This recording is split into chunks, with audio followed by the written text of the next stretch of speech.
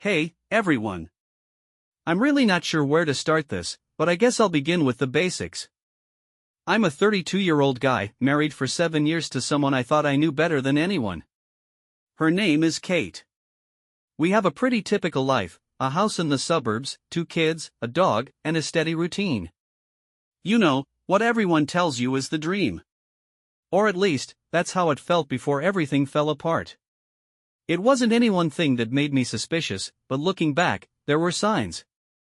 Little things at first. Kate seemed a bit more distant, not as involved with the kids, and there was this weird shift in her attitude toward me. It wasn't anything I could really point to, but I felt a subtle change. She was always busy with work, and I told myself that maybe it was just stress, or that she was tired. We all get tired, right? But then it started getting worse. I noticed the texts late at night, the sudden need for alone time, and the frequent excuses to go out without me. I'm not the kind of guy to jump to conclusions, so I kept quiet. I didn't want to be that insecure husband who overreacts. But deep down, something didn't feel right. It's hard to explain, but the vibe was different. And I couldn't ignore it any longer. So, yeah, that's where things stood when it all came crashing down. One night, everything changed. I had to stay late at work, and Kate was supposed to pick up the kids. I figured it would be a quiet evening, maybe I'd get home late, watch some TV, and then crash. But when I walked in the door, the house fell off. It was too quiet. The kids weren't around, and Kate's car was parked outside, but she wasn't in the living room where I expected her to be. I called out, but no answer. I went upstairs, and there, in our bedroom, was the last thing I ever expected to see. Kate was on the phone, but it wasn't the usual catching up with a friend kind of call. She was whispering, almost urgently. I didn't want to eavesdrop, but her words hit me like a punch in the gut. I can't keep doing this, you know how hard it is.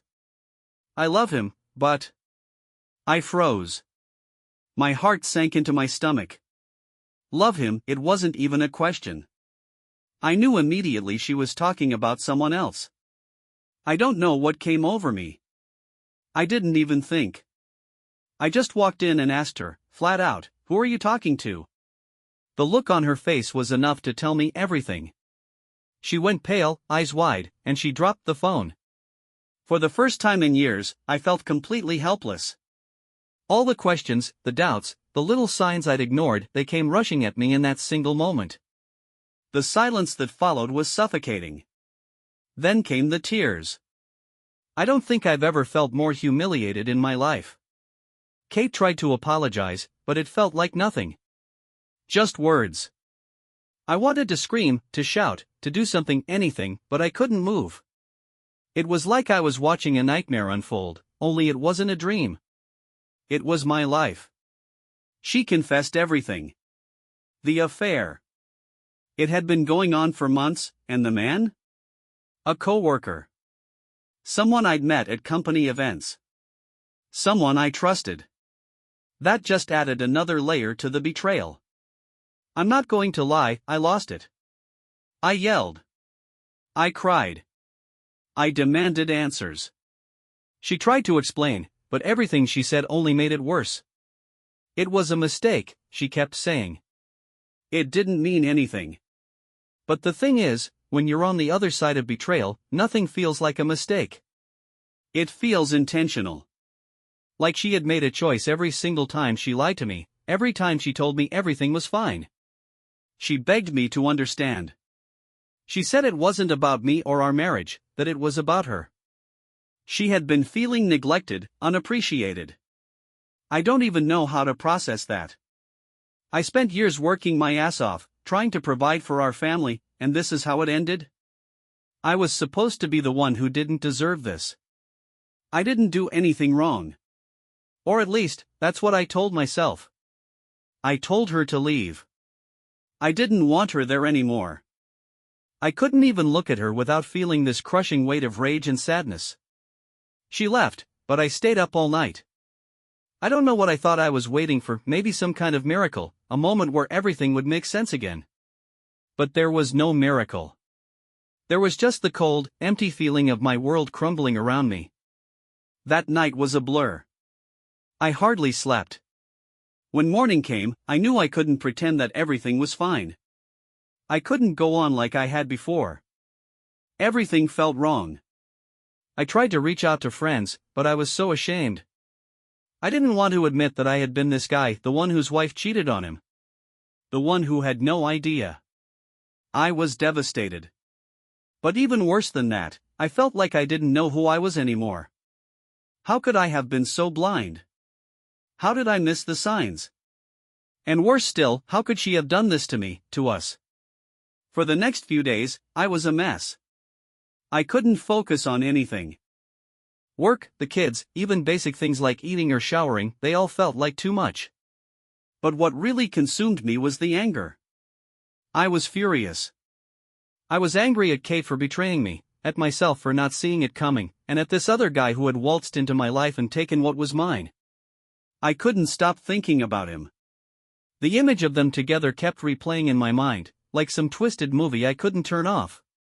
I imagined him holding her, kissing her, being everything I wasn't. And it burned. Every time I thought about it, my chest tightened, and I could feel the blood boiling in my veins. I confronted her again, this time demanding to know more about him. How long had it been going on? What did he have that I didn't? She looked so guilty, so broken, but I didn't care. All I could see was the betrayal. All I could feel was rage. I told her I wanted him gone. I didn't want her talking to him anymore. I wanted her to cut him out of her life completely. She promised me she would.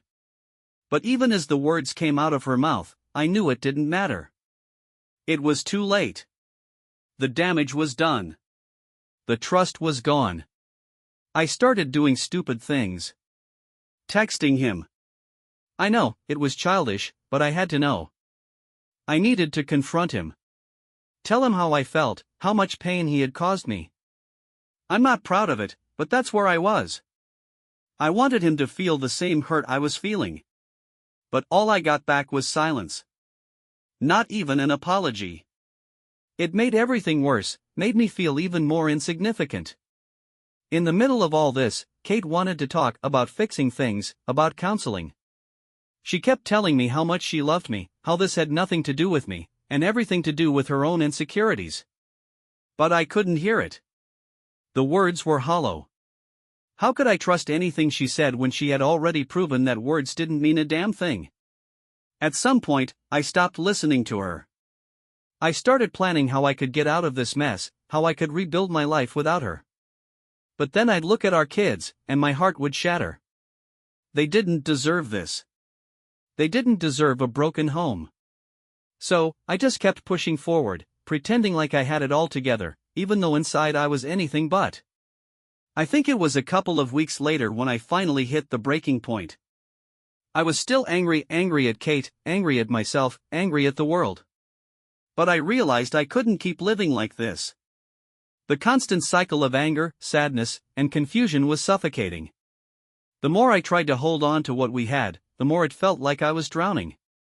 Kate kept pushing for us to go to therapy. She was still hopeful, still clinging to the idea that we could work things out. But I wasn't sure if I could even look at her the same way. She had shattered something inside of me, and no matter how hard I tried, I couldn't find the pieces. I wasn't sure if I loved her anymore or if I ever would again. Then one night, I was lying in bed, staring at the ceiling, trying to make sense of it all. I asked myself, what do I really want? What kind of future am I willing to fight for? I realized that I didn't want to live in this perpetual cycle of resentment. I didn't want to be the guy who couldn't let go of the past. I didn't want my kids growing up in a house full of tension, where their parents could barely look at each other. But I also didn't want to throw away everything we had built together. So, after a lot of internal back and forth, I made the decision. I told Kate that we needed to take a break. Not a let's figure it out kind of break. A real break. I needed space. I needed time to think. I needed to figure out who I was without her, without the constant cloud of doubt hanging over me.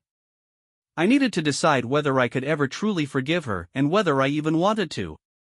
Kate was devastated. She begged me not to give up, told me we could still fix it. But I knew I wasn't ready.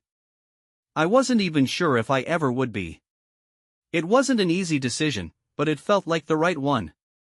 I wasn't sure where I was going, but I knew staying in that toxic mess wasn't going to help anyone, especially not me. I moved into a small apartment. It was strange being alone in a space that didn't feel like home.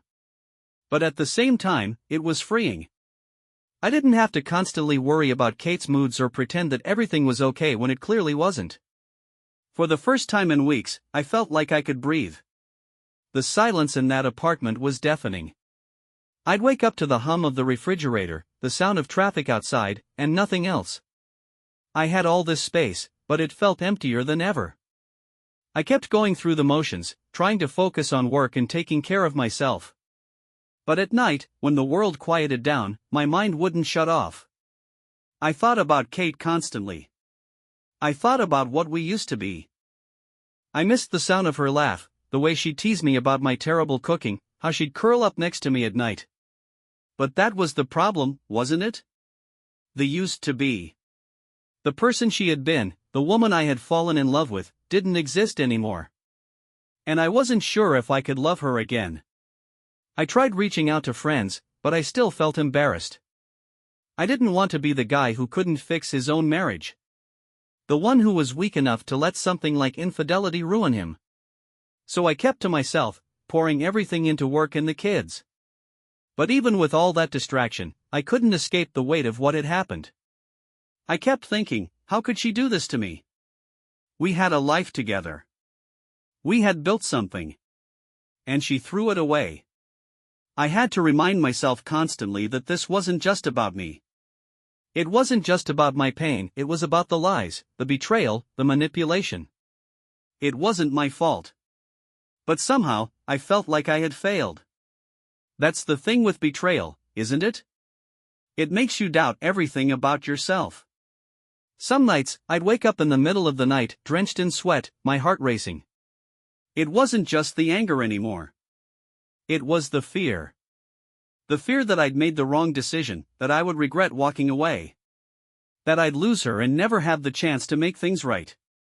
But no matter how much I missed her, I couldn't let myself go back just for the sake of comfort. I couldn't allow myself to settle for something that was broken, just because the idea of fixing it felt like a distant dream. About a month after moving into the apartment, I thought I was starting to find some peace. I was slowly adjusting to life alone, learning how to navigate the quiet, how to be okay with myself again. But then, life had other plans. It was one of those random, late afternoon errands. I had to stop by the grocery store for some essentials, just a quick run to get some bread and milk. I wasn't expecting to run into anyone I knew, especially not Kate.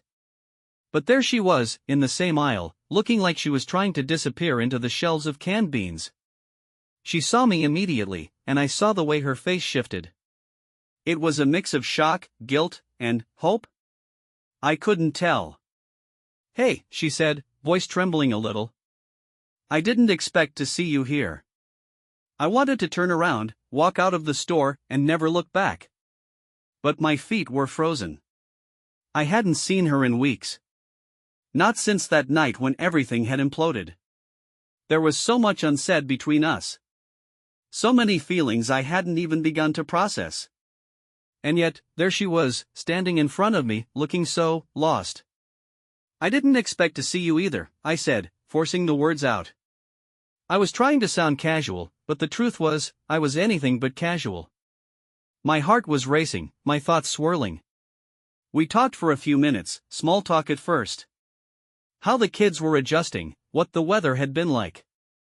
I was trying so hard not to slip into anger or bitterness, but everything felt like it was hanging by a thread. Then, she asked the question that caught me off guard. "How have you been?" I wanted to laugh.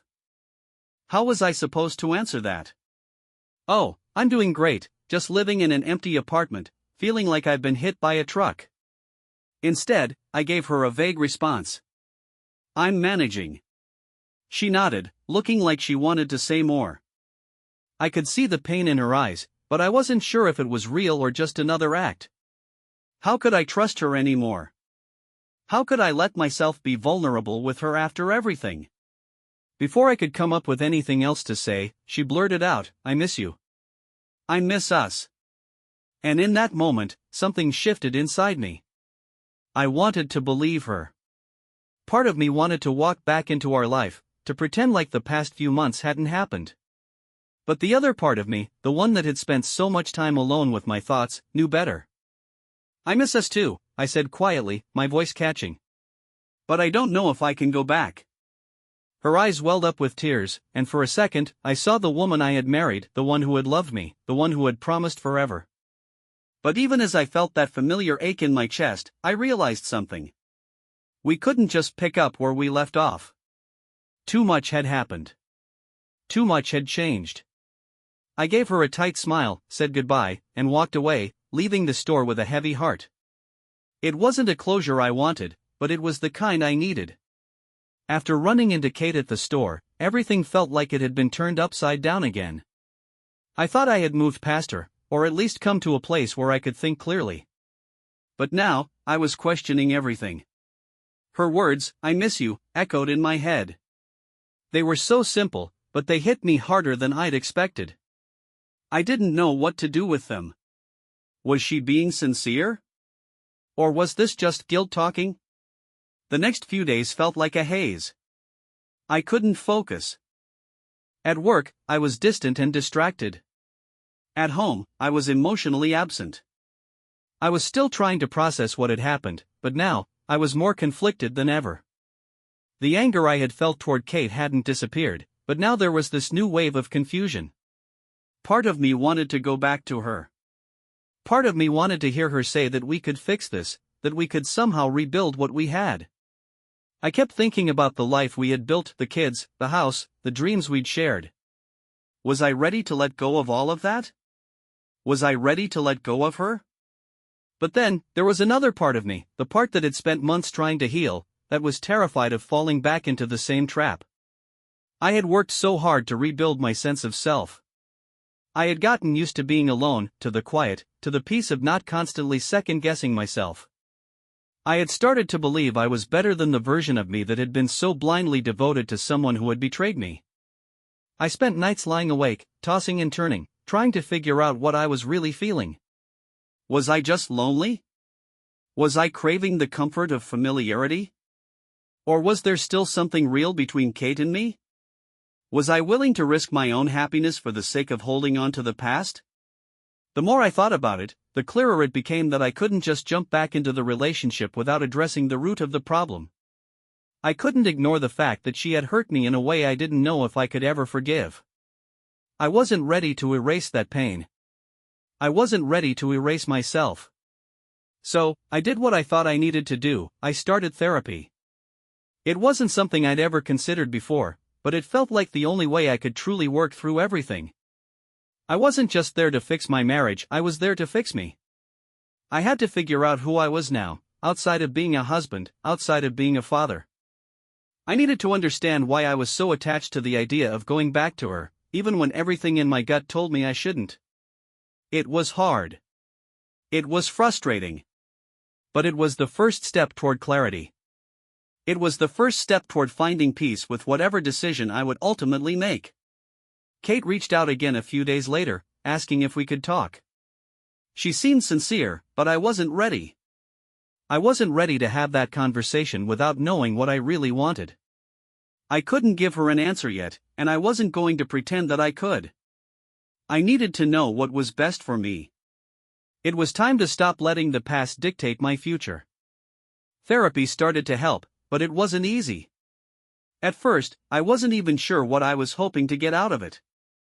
I went in thinking maybe I could just sort through my feelings, clear my head, and somehow find the right decision.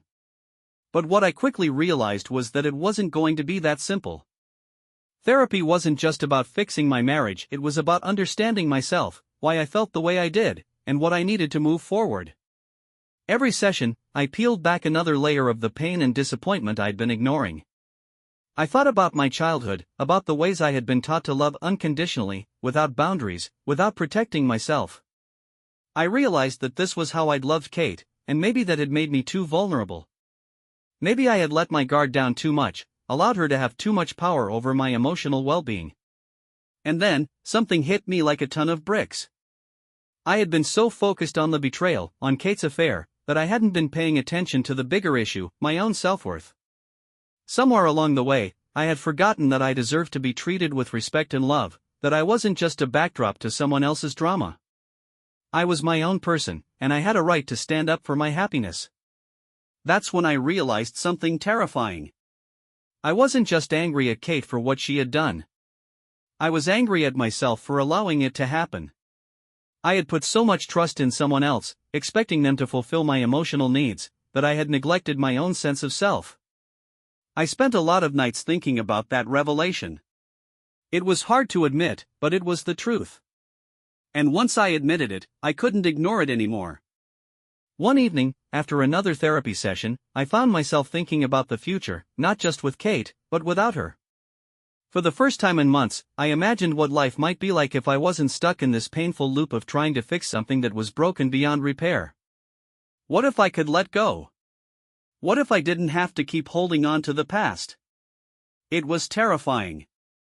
The idea of giving up on everything I had worked so hard to build was almost unbearable. But then I thought about the alternative, staying in a marriage that wasn't healthy, trying to fix something that wasn't meant to be fixed. The truth was, no matter how much I wanted to go back to what we had, I couldn't ignore the fact that we had both changed.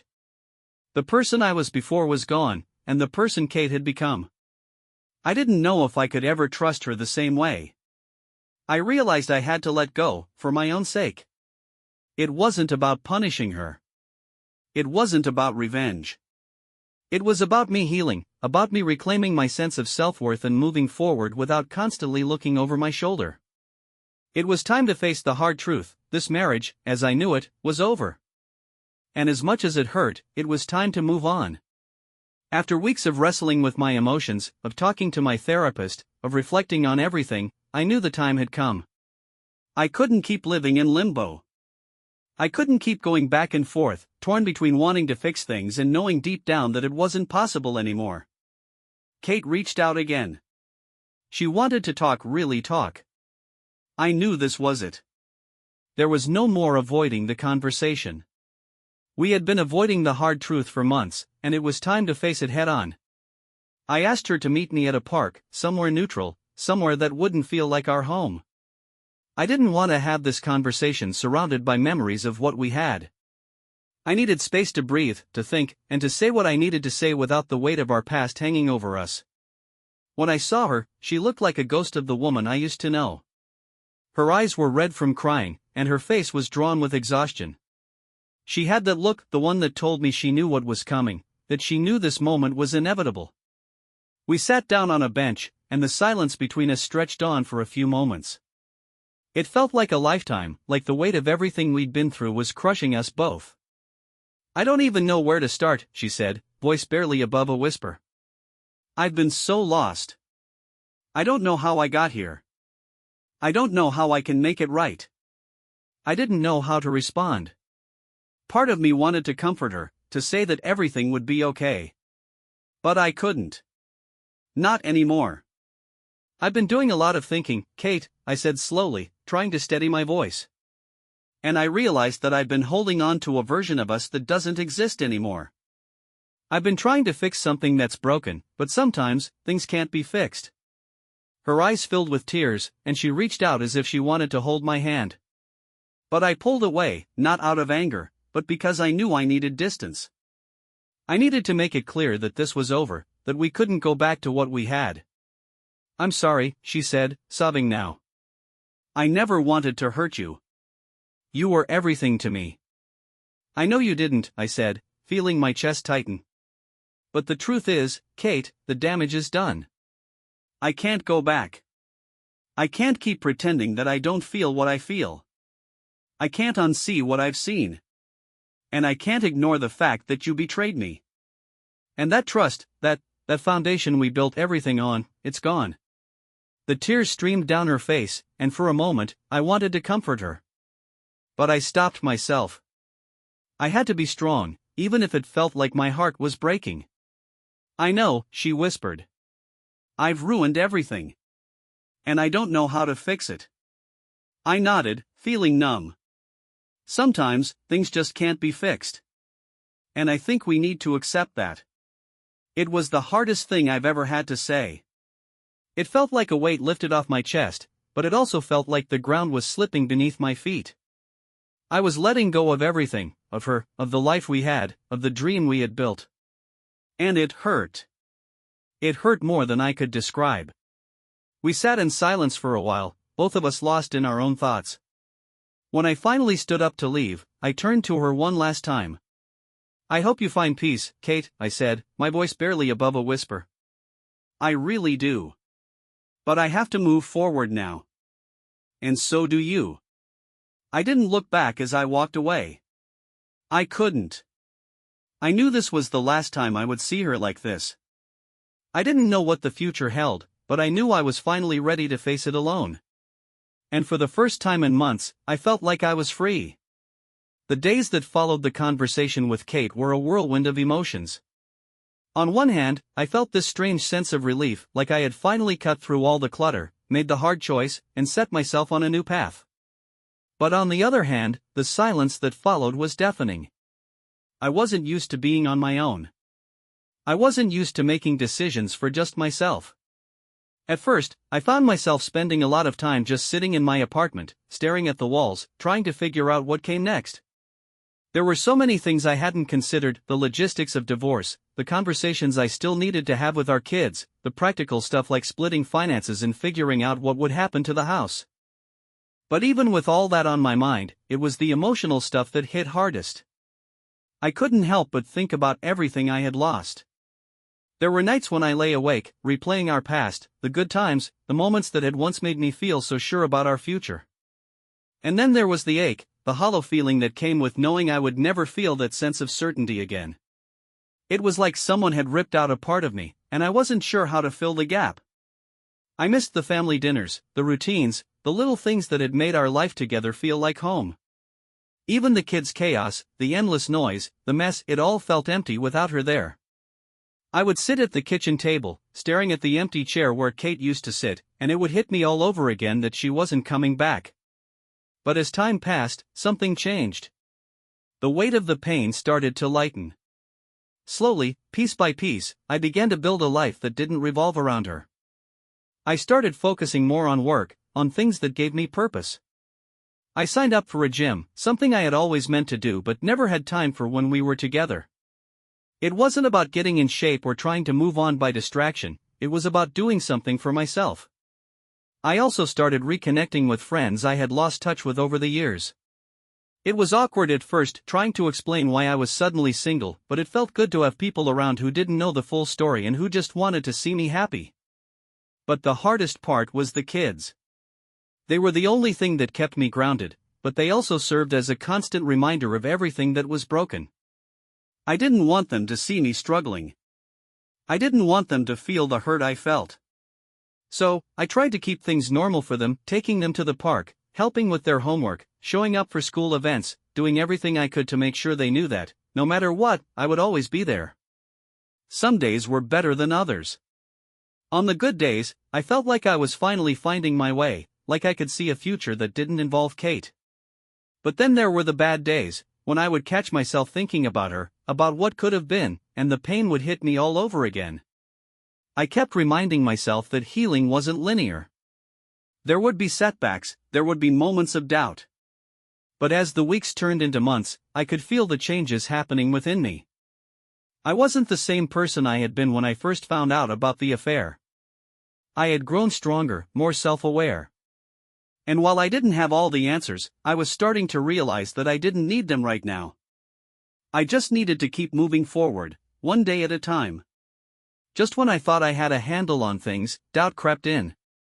It was one of those days when the sun was shining, the kids were playing outside, and I was in a decent mood, relatively calm, feeling like I was managing this new chapter of my life.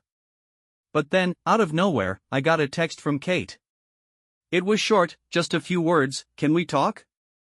I really need to see you." The message hit me like a freight train. I froze for a second, unsure what to do. My first instinct was to delete the message and ignore it. I had been doing so well, moving forward. I had set boundaries, and I wasn't about to let her pull me back into the chaos. But then came the familiar ache, the one that had never fully gone away. I thought about her face, the conversations we'd had, the way we used to fit so perfectly together. Maybe I was being too harsh. Maybe, just maybe, she had changed. Maybe there was still something worth saving. I stared at the text for what felt like forever. Part of me wanted to text back, to hear what she had to say, to give her another chance to explain herself. But another part of me, the one that had done the work, the one that had learned to trust myself again, told me to stay strong. This wasn't about her anymore. It was about me. I didn't respond. And for the rest of the day, I wrestled with the decision, second-guessing myself at every turn. Was I doing the right thing? Was I cutting myself off from a potential chance to fix things, to rebuild a family? The reality was, I didn't want to go back. I had already started to see glimpses of who I was outside of the relationship, outside of the hurt. I was growing into a new version of myself, someone who valued self-respect more than the comfort of an old love. But I also didn't want to live in a constant state of regret. So, after hours of internal debate, I finally sat down and wrote her a reply. It wasn't a promise of reconciliation, but a recognition of where I stood now. Kate, I think it's time for us to move forward separately. I can't keep revisiting the past. I need to keep focusing on myself and the kids. I hope you understand. I read the message over a dozen times before sending it. Each time, my chest tightened, and the doubt crept back in. But when I finally hit send, I felt a sense of peace. I wasn't closing the door out of anger. I wasn't doing it because I hated her. I was doing it because I loved myself enough to let go. I didn't get an immediate response, and for a while, I wasn't sure how to feel. Did I want her to reach out again? Did I want her to apologize? In some ways, yes. But in other ways, I realized I didn't need her to fix things. I had already started that process on my own. That night, I went to bed feeling strangely calm, despite the storm of emotions I had just navigated. It was a reminder that healing wasn't a straight line. There were setbacks, moments of doubt, but every decision I made, no matter how difficult, was leading me further away from the past and closer to a future where I could finally be at peace. The hardest part of moving on wasn't the pain, it was the constant questioning. But with each step I took, I was slowly building a new reality, one that didn't revolve around Kate and the mistakes of the past. One where I was allowed to be happy, regardless of the past we'd shared. Months have passed since that last conversation with Kate. And with each passing day, I feel more and more at peace with the decision I made to let go. There are still moments when I catch myself wondering about what could have been, but those moments are becoming fewer and farther between. I've come to realize that sometimes, letting go isn't about forgetting the past or pretending it didn't matter, it's about accepting that it's over and choosing to embrace the future. The kids have adjusted. I've adjusted. And I can honestly say that we're doing okay. There's no more tension in the house, no more walking on eggshells, no more pretending everything is fine when it clearly wasn't. Life is quieter now, but there's a peace to it that I never thought I'd find. I've learned to enjoy the stillness, to savor the moments of calm that I once took for granted. I've also come to realize something important: I'm not just a survivor of this experience. I'm someone who has grown because of it. The pain, the betrayal, the heartbreak, it has shaped me, yes. But it has also strengthened me in ways I never imagined. I've learned to trust myself again. I've learned to set boundaries and stand firm in them. I've learned that I am worthy of love, respect, and happiness on my own terms. As for Kate, I don't harbor any ill will toward her anymore. I'm not angry with her. I'm not even sad anymore. I've come to a place where I can look back on our time together with gratitude for the good moments and acknowledge that, as painful as it was, our journey together was part of my story. But it's not my story anymore. It's hers, and it's mine, and it's time for both of us to continue writing our own chapters. I've started to think about the future again, about what I want for myself. I'm not rushing into anything, not seeking a rebound, but I'm open to the possibility that love might find me again. And if it doesn't, that's okay, too. I'm learning to love myself in ways I never did before, And that's more than enough for now. If there's one thing I've learned from this whole experience, it's this: life is unpredictable, and sometimes the things that break us open can lead us to the best versions of ourselves. Moving on isn't about erasing the past, it's about accepting it, learning from it, and deciding to keep moving forward, no matter how difficult or uncertain the path may be. So, if you're reading this and you're stuck, if you're caught in the middle of the pain and confusion, know that there's a way out. It's not easy, and it won't happen overnight, but you will heal. You will find peace. You will find yourself again. And when you do, you'll realize that you are so much stronger than you ever thought possible. To anyone going through something similar, my advice is simple: let yourself grieve, but don't let the grief define you. You deserve a future filled with peace, self-love, and happiness. It may take time, but you'll get there. And when you do, you'll finally understand that the hardest decisions sometimes lead to the most freeing moments of your life. Thanks for listening to my story. It's not a fairy tale, but it's mine. And I'm learning to be okay with that.